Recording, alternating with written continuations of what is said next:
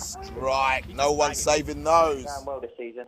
You know, we've got a great team together, and I don't think many people would have put us down as the favourites to going up.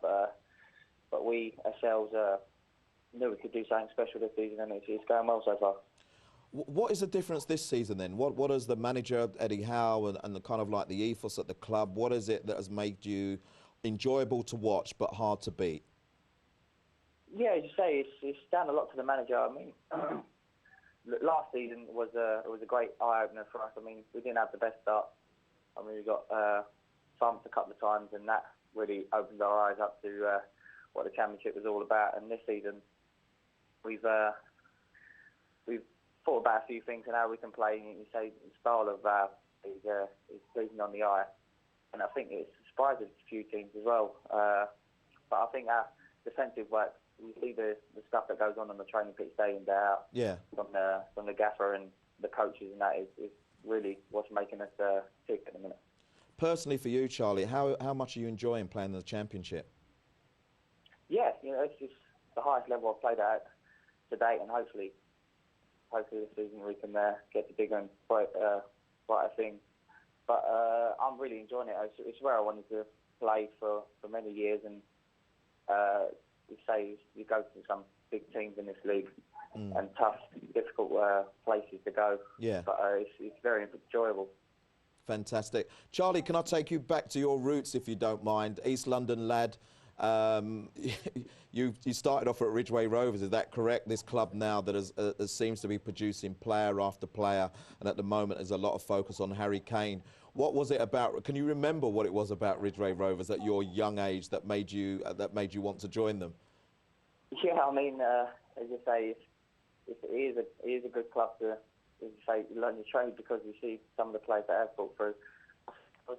If I can remember, I think my dad took me down. I think it was 5 or 6. Okay. It was a team just starting, and they said like we needed to get a team together and that, and it was down near Kingford Hatch, behind the Wheelwright pub. Okay. So sadly no longer there. Yeah. But I mean, we had some great players in that season. I think we went unbeaten, something stupid like that, and but we had good coaches, and you see even throughout the whole of East London and in the city, some of the coaches we have there is really impressive, and the way that they teach players, young players, how to play football is really good.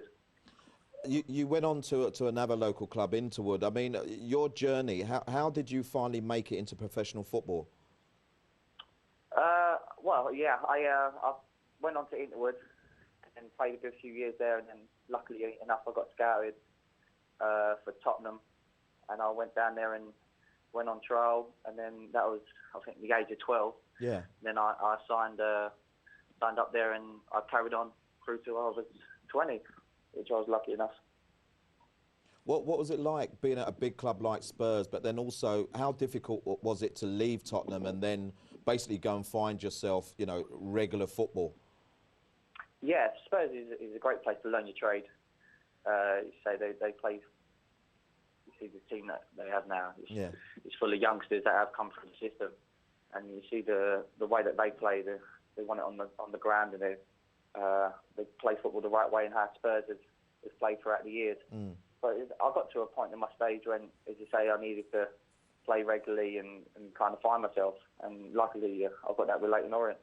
Brilliant. And the experience at the O's, taking you back to East London, did that kind of get you ready for what the challenges that you've got now at Bournemouth? You know, I saw you a couple of times at Leyton Orient. I know how good you was and how well you did at that club, but it's always a club that's going to filter around League One, isn't it? So making that step up to Bournemouth for you must have been great.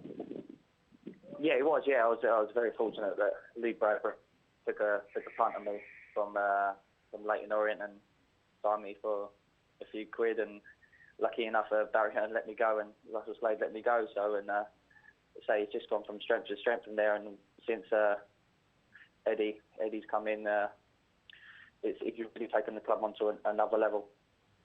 Well, Charlie, what we do, we really hope that this time, well, not even this time, at the end of this season, we're looking at you as a Premier League club. It would be great to actually get you into the studio once that's all done and dusted so we can celebrate with you, if you don't mind. Yes, that'd be great. No worries. Really value your time today, Charlie. Thanks very much, and good luck for the rest of the season. Cheers, thanks a lot. Strike. No one saving those.